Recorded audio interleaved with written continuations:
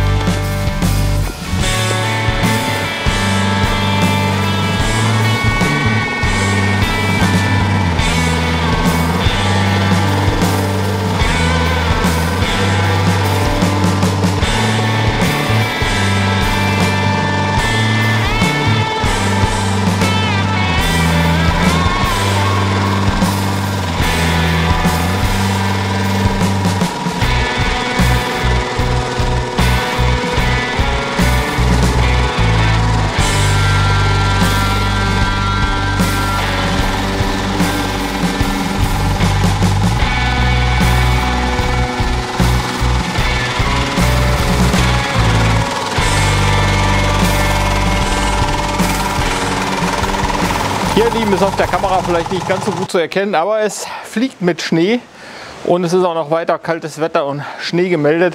Von daher bin ich ziemlich happy, dass wir jetzt wieder eine anständige Menge an Brennholz hier bei uns in der Durchfahrt bevorratet haben.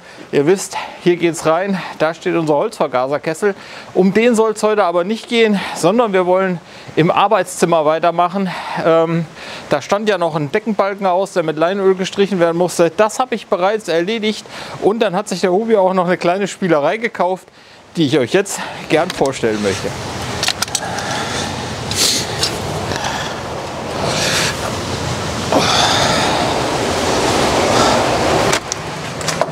Boah, Leute, warum muss das im Winter eigentlich immer so kalt sein draußen? Aber umso schöner ist es natürlich, in ein so schönes, warmes Haus reinzukommen. Wie ihr seht, ich habe mir jetzt erstmal ordentlich die Taschen voll gemacht, denn ich habe vor, heute noch ein bisschen Farbe an die Wand zu bringen und ja, wie schon gesagt, ich habe ein bisschen investiert und hoffe, dass es natürlich eine strategisch clevere Investition war. Um das rauszufinden, müssen wir jetzt noch mal ein bisschen forschen und dann nehme ich euch natürlich gerne mit.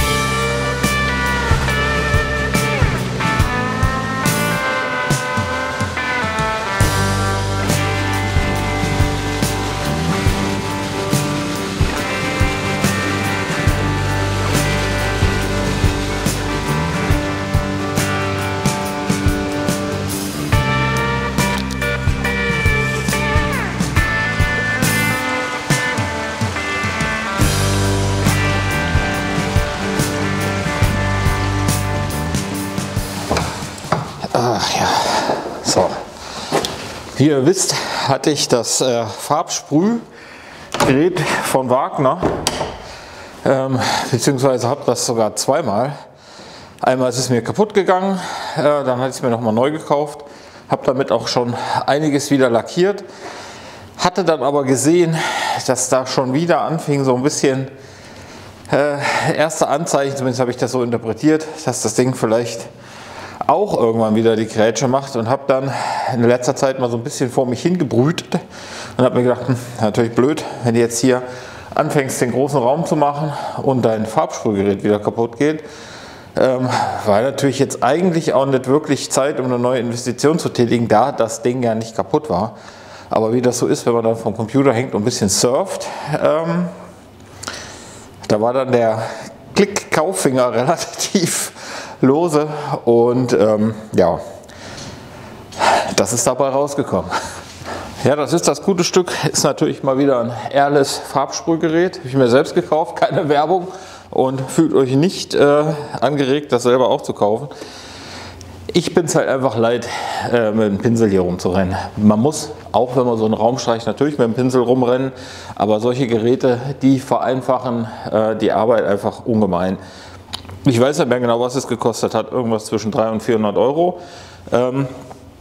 Aber es ist natürlich einmal vom Gewicht schon mal eine ganz andere Hausnummer. Hier ist ein fetter Motor drin, und hier sieht man, ist auch alles richtig schön so aus Edelstahl, Druckreguliergerät, Druckanzeige, ein viel längerer, viel hochwertiger Druckschlauch dabei gewesen.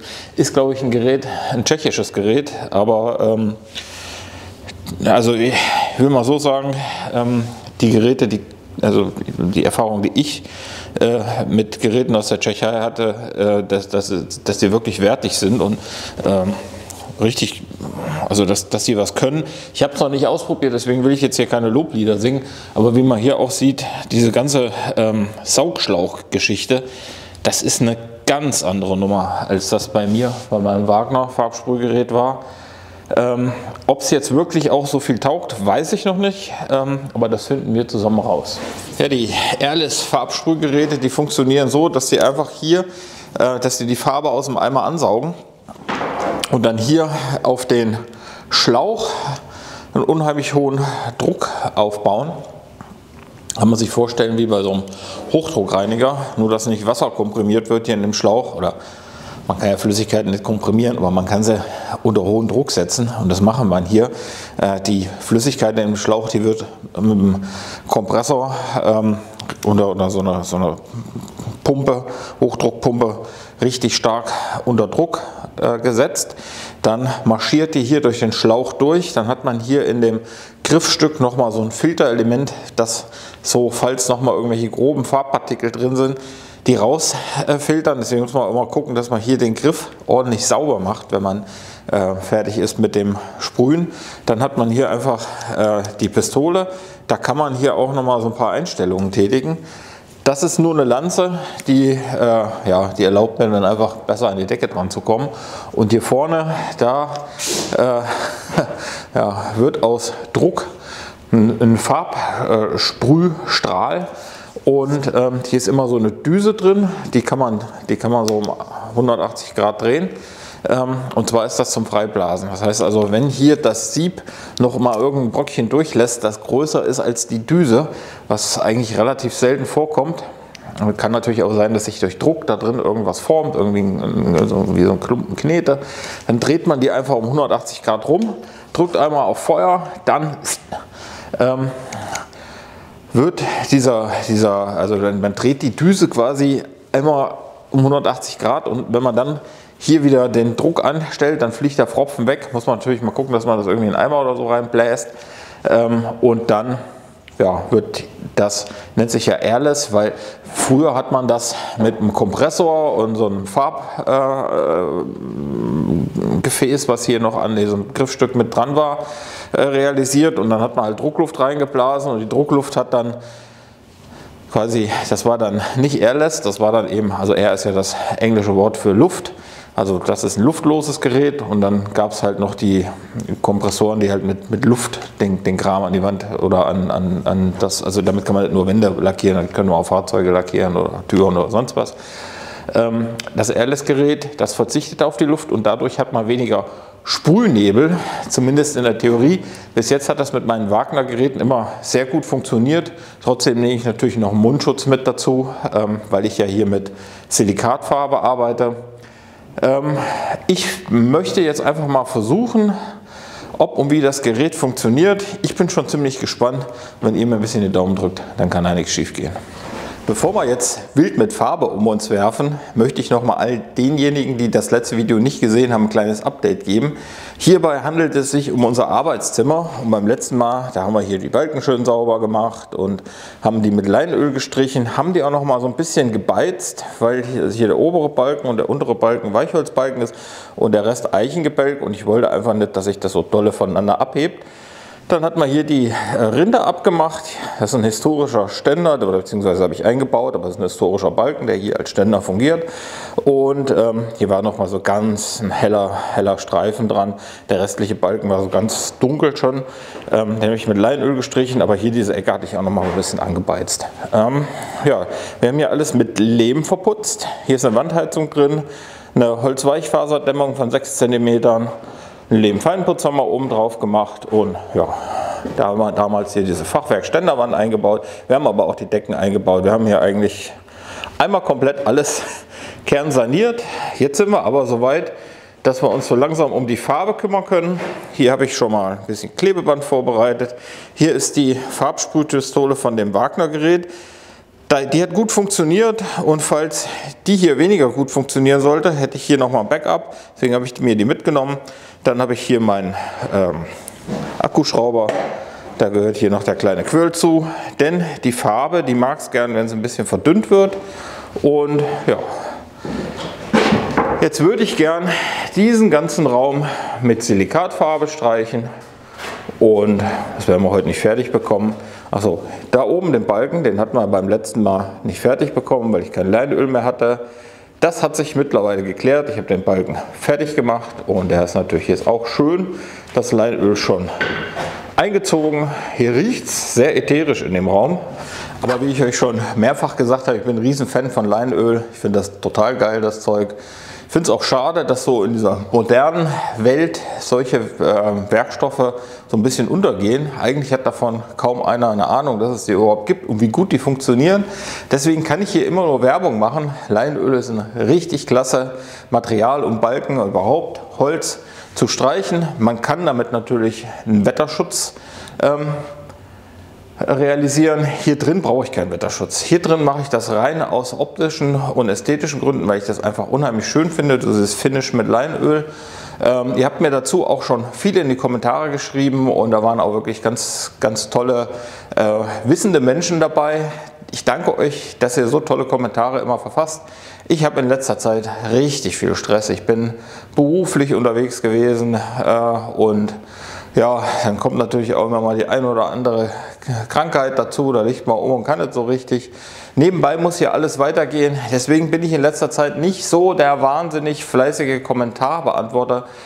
Bitte seht mir das nach, ich versuche hier irgendwie die Videos noch hinzubekommen und mit euch zusammen hier im Projekt ein bisschen weiterzumachen.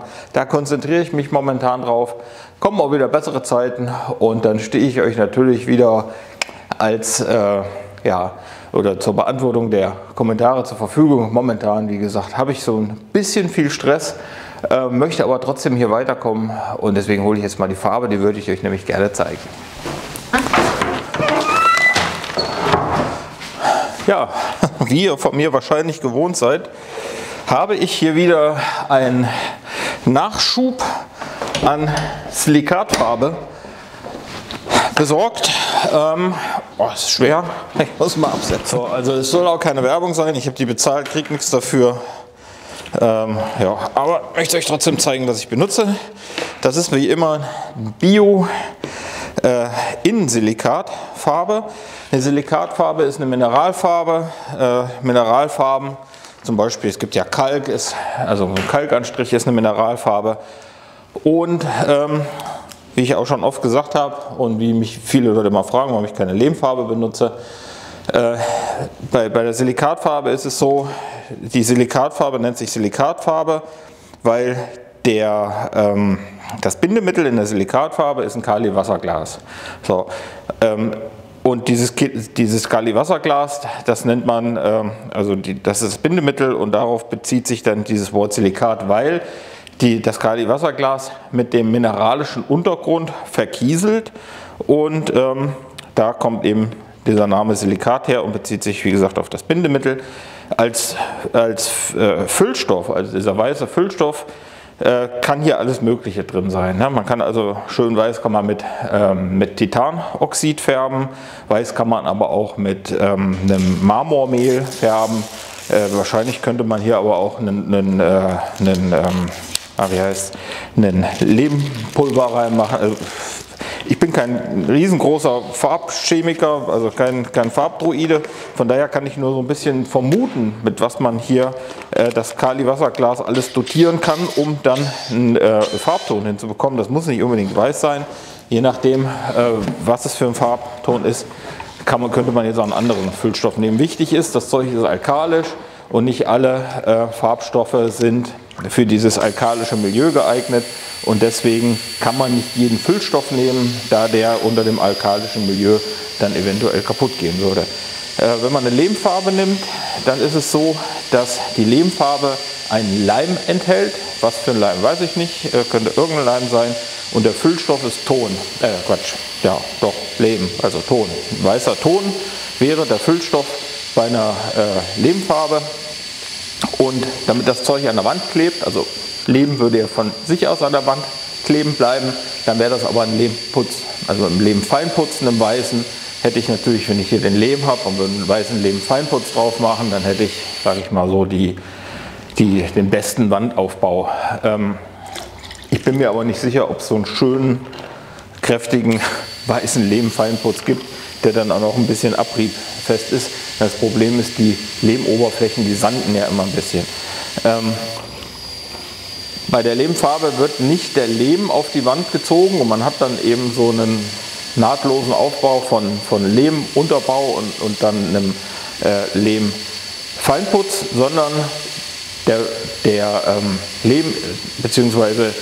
der Ton in der Lehmfarbe ist nur der Füllstoff. Das heißt, er bringt nur das Pigment, grün, weiß, blau, gelb, was weiß ich, je nach Tonsorte gibt er das Pigment, aber damit er an der Wand kleben bleibt, in dieser feinen, dünnschichtigen Aufbau, ist da noch ein Bindemittel drin und das ist halt einfach Kleister. Also wahrscheinlich sowas Ähnliches wie Tapetenkleister. Und das gefällt mir nicht so richtig. Bei einer Silikatfarbe habe ich einen komplett mineralischen Aufbau. Die Silikatfarbe verkieselt mit dem Untergrund, festigt den Untergrund, gibt eine hohe Farbstabilität, gibt eine hohe Farbbrillanz. Über viele Jahre ist hochdiffusionsoffen, was die Silikatfarbe nicht so gut kann, was er auch nicht soll. Das ist die Kapillaraktivität, die wird durch die Silikatfarbe ein bisschen eingeschränkt. Ich hatte von euch einen Kommentar, wo drin steht, ja, nimm du mal Silikatfarbe, bis sie Blasen wirft an der Wand. Wenn Silikatfarbe an der Lehmwand Blasen wirft, dann ist das meiner Meinung nach ganz klar ein Anzeichen dafür, dass viel Wasser in der Wand ist, das raus will. Wasser gehört aber in die Wand gar nicht rein. Also ein Lehm kann natürlich immer einen gewissen Prozentsatz Wasser aufnehmen, aber nass, wenn die Wand nass ist, dann liegt da irgendwas anderes vor. Dann hat man entweder eine Kältebrücke in der Wand drin, sodass sich die Wand mit Wasser sättigt, oder sie zieht irgendwo aus einem feuchten Milieu Wasser an, das dann über den Lehm abdunsten möchte. Aber ich habe bis jetzt, toi toi toi, hier alles so weit hinbekommen, dass ich überhaupt kein Problem mit nassen Wänden habe. Ich habe, wie gesagt, hier eine Wandheizung drin, das ist alles gedämmt.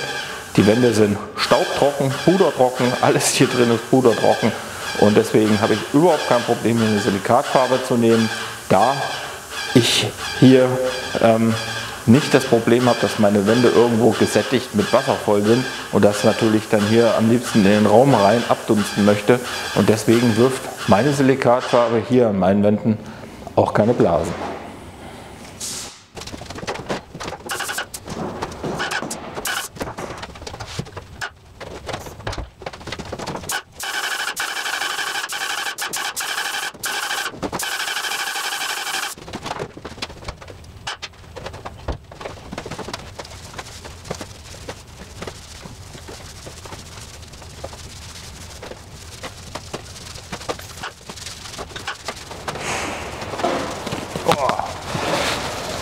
So, hat der Ruby mal eine kleine Probefläche gemacht. Das heißt kleine Probefläche. Wie ihr seht, mit dem Farbsprühgerät, da kannst du natürlich Quadratmeter machen. Ne? Das ist auch der Grund, warum ich das Gerät gekauft habe. So funktioniert das echt super. Mit der Maske ist natürlich nervig. Ich habe überall rundherum die Fenster nochmal aufgemacht, weil durch die Farbe kommt natürlich auch ordentlich Wasser hier rein. Die Wandheizung, die brummt ja gerade und das verdampft gleich und dann hast du hier Dampfsauna. So kann jetzt mal der ganze Dampf ein bisschen rausgehen. Also wie gesagt, sehr zufrieden mit dem Gerät. Es hat von Anfang an gut funktioniert. Ich brauchte auch keine Düse umbauen, nichts. Das ging wunderbar. Das Gerät funktioniert einwandfrei. Allerdings, vielleicht habt ihr das ja im Video gesehen, ist mir zigmal die Sicherung geflogen. Ich habe hier einen 16 Ampere B-Automat. Das sollte eigentlich für das Gerät gut sein, aber ich denke dadurch, dass das immer so anläuft, ein großer Motor dran ist. Anlaufstrom beim Motor ist ja 10-fach Nennstrom. Ja, das ist wahrscheinlich hier für 230 Volt. Ich glaube, du kannst glaube ich, so etwas 3,6 kW oder was kannst du normal ziehen über die Leitung. Aber der Anlaufstrom ist natürlich deutlich höher und dadurch macht er immer so Peaks beim Brrr, Brrr. Und dem B-Automat, der sagt dann, weißt du was, du kannst mich mal, zack, löst er aus und dann steht der Ruby hier im Dunkeln, was echt doof ist. Ich habe unten bei mir im Stromraum, da habe ich noch einen C-Automat und dann müsste ich mir vielleicht mal die Kabeltrommel hier aus dem Fenster rauslegen, raus bis an den C-Automat und es wird ein bisschen doof, aber wahrscheinlich nicht zu ändern. Man muss mir hier den Strom für das Gerät mal über die Kabeltrommel reinholen. Denn so, da brauche ich mir nichts vormachen, macht das keinen Spaß, wenn mir ewig der Automat fliegt. Ja, wie ihr sehen könnt, ich habe hier das Fenster ausgebaut. Wenn ihr echtes Kali-Wasserglas verwendet, dann ist es so, dass das Wasserglas mit jedweder mineralischer Oberfläche verkieseln kann. Das heißt, wenn ihr es leid seid, durch eure Fenster durchzuschauen, dann könnt ihr die einfach mitstreichen. Dann habt ihr eine fest eingebrannte weiße Schicht im Fensterglas, die nie wieder abgeht. Und wenn ihr es doch irgendwie hinbekommt, dann ist das Glas nachher schön milchig und bleibt weiterhin undurchsichtig. Von daher ist jedweder Sprühnebel oder Farbtropfen, den das Fensterglas erreicht, sofort von der Oberfläche zu entfernen, beziehungsweise wie hier bei meiner Aktion, ich baue die Fensterflügel aus.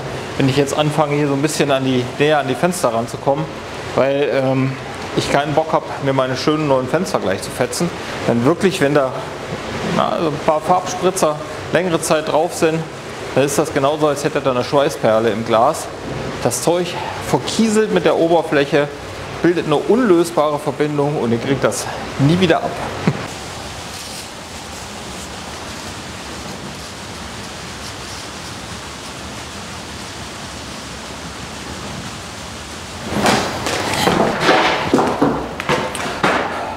So, ihr Lieben, lieber die Fenster alle 3-mal oder 4-mal putzen, um ganz sicher zu sein, dass nirgendwo mehr ein Farbspritzerchen drauf ist, denn wenn das der Fall ist und das Kali-Wasserglas erstmal ausreagiert hat, dann ist auch aus mit Wegwischen. Das dauert natürlich immer ein bisschen, bis die Reaktion beendet ist. In der Zeit hat man noch mal ein bisschen eine Chance, die Fenster sauber zu machen, deswegen lieber ausbauen und weg. Aber ja, wenn man hier so mit der Farbe romantiert und so viel Fenster hat wie hier, dann muss man schon extrem aufpassen, dass man sich die Fenster nicht einsaut. Ihr seht, wie es werden wird. Zumindest ein Haufen Arbeit. Mit dem Farbsprühgerät bin ich ziemlich zufrieden. Was ziemlich nervt, ist, dass der Automat ewig rausfliegt und wie ihr auch seht, mit so einem Farbsprühgerät alleine ist es nicht getan. Es ist viel Detailarbeit, gerade hier so um die Fenster, um die Balken. Man will ja auch nichts einsauen. Bei den Fensterbänken bzw. auch alles, was Holz ist, ist die Farbe unproblematisch. Die Fensterbänke hatte ich ja vorher mit Leinöl gestrichen. Und ja, auch wenn die Farbe trocken ist, kriegt man das gut ab. Da die Farbe sich nur mit mineralischen Untergründen verbindet, aber nicht mit organischen Materialien. Das heißt, bei meinen Fingern kriege ich das gut ab. Hier von der Fensterbank kriege ich das gut ab, aber auch hier von diesem Lack, von dem lackierten Fenster kriege ich das auch wieder gut ab. Nur eben die Scheiben, das ist richtig übel, wenn das da dran hängt. Ja. Ich habe jetzt noch eine Menge Fenster und eine Menge Wandflächen zu machen. Ich nehme euch beim nächsten Mal auf jeden Fall wieder mit. Dann machen wir weiter, streichen wir schönes Fachwerk, streichen wir die Decken, streichen wir die Fenster. Und heute habe ich auch schon Rauschpunktdielen bestellt. Denn hier im Boden ist ja noch eine ordentliche Welle drin. Und wie ich schon mal gesagt habe, das werde ich dann hier mit selbst geschnittenem Holz ausgleichen. Und anschließend lege ich Holzweichfaser-Dämmmaterial rein. Das ist dann zur Trittschallisolierung, dass der Hohlkörper geschlossen wird. Und dann kommen Rauschpunktdielen drauf. Auf die Rauschpunktdielen, die schönen, dann gerade verlegten Rauschpunktdielen, da kommt dann unser eigentlicher Fertigfußboden drauf. Das ist dann Eichenholz-Dielenfußboden, wie wir es auch schon im restlichen Haus haben. Da freue ich mich drauf. Aber bevor ich das machen kann, gibt es hier noch eine ganze wahnsinnige Menge zu streichen. Ja. Aber wie immer hilft es nichts. Ich habe mich wie immer total gefreut, dass ihr alle mit dabei wart. Und ja, bleibt mir noch, euch eine schöne Zeit zu wünschen. Passt auf euch auf. Bis zum nächsten Mal. Haut rein, macht's gut. Ciao. Tschüss.